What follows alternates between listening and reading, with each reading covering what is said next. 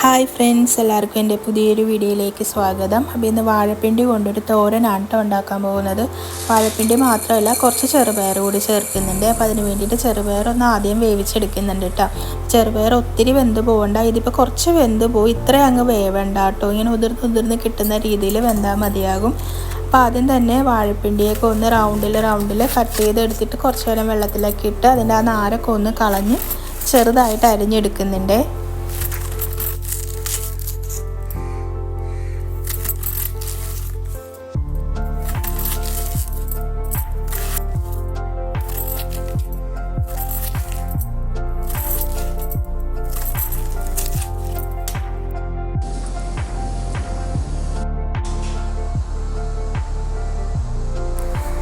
ഇനി ഒരു പാൻ വെച്ച് അതിലേക്ക് വെളിച്ചെണ്ണ ഒഴിച്ചൊന്ന് കടുക് പൊട്ടിച്ചെടുക്കുകയാണ്. എന്നിട്ട് അതിലേക്ക് അരിഞ്ഞ് വെച്ചിരിക്കുന്ന സവാള, പച്ചമുളക്, കുറച്ച് കറിവേപ്പില എന്നിവ ചേർത്ത് നല്ലപോലെ ഒന്ന് വഴറ്റിയെടുക്കാം.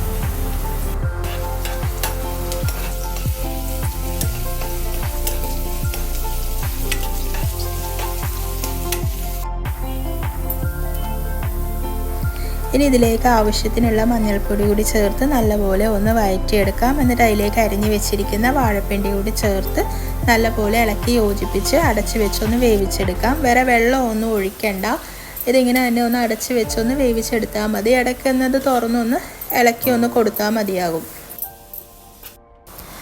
അപ്പോൾ ഇത് ഇവിടെ ഇരുന്ന് വെന്ത് വരട്ടെ. ആ സമയം കൊണ്ട് നമുക്ക് ഇതിലേക്ക് വേണ്ടിയിട്ടുള്ള അരപ്പൊന്ന് തയ്യാറാക്കി എടുക്കാം. അപ്പോൾ അതിന് വേണ്ടിയിട്ട് തേങ്ങ, ഒരു 2 വലിയ കഷ്ണം വെളുത്തുള്ളി, ഒരു 3-4 കാന്താരിമുളക്, ഇല്ലേ പച്ചമുളക് ആയാലും മതി, അല്പം മഞ്ഞൾപ്പൊടി, ഇത്രയും ചേർത്തൊന്ന് ചതച്ചെടുക്കുകയാണ് കേട്ടോ ചെയ്തത്. അപ്പോൾ ഇതാ വാഴപ്പിണ്ടി നല്ലപോലെ വെന്ത് വന്നിട്ടുണ്ട്. അപ്പോൾ ഇതൊന്ന് നല്ലപോലെ ഒന്ന് ഇളക്കി യോജിപ്പിച്ചിട്ട് ഇതിലേക്ക് ഈ അരപ്പ് കൂടി ചേർത്ത് കൊടുക്കാം.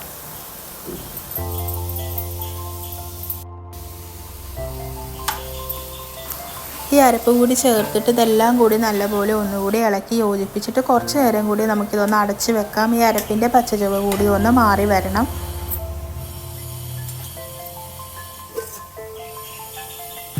അപ്പോൾ ഇതാദ്യം ഞാൻ ആ വാഴപ്പിണ്ടി വേവിക്കാൻ വെച്ച സമയത്ത് കുറച്ച് ഉപ്പ് ചേർത്തിട്ടുണ്ടായിരുന്നു കേട്ടോ. അപ്പോൾ കുറച്ചുകൂടി ഉപ്പ് ഈ സമയത്ത് ചേർത്ത് കൊടുക്കുന്നുണ്ട്.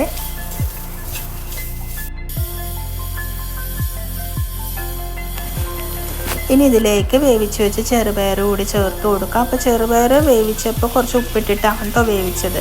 ആ ചെറുപയർ കൂടി ചേർത്ത് കൊടുക്കുന്നുണ്ട്. ഇതെല്ലാം കൂടി നല്ലപോലെ ഇളക്കി യോജിപ്പിച്ചെടുക്കാം.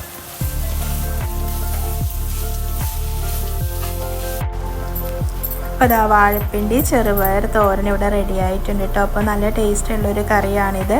എല്ലാവർക്കും ഇഷ്ടപ്പെട്ടെന്ന് വിചാരിക്കുന്നു. ഇനി അടുത്ത വീഡിയോയിൽ കാണാം. Bye bye.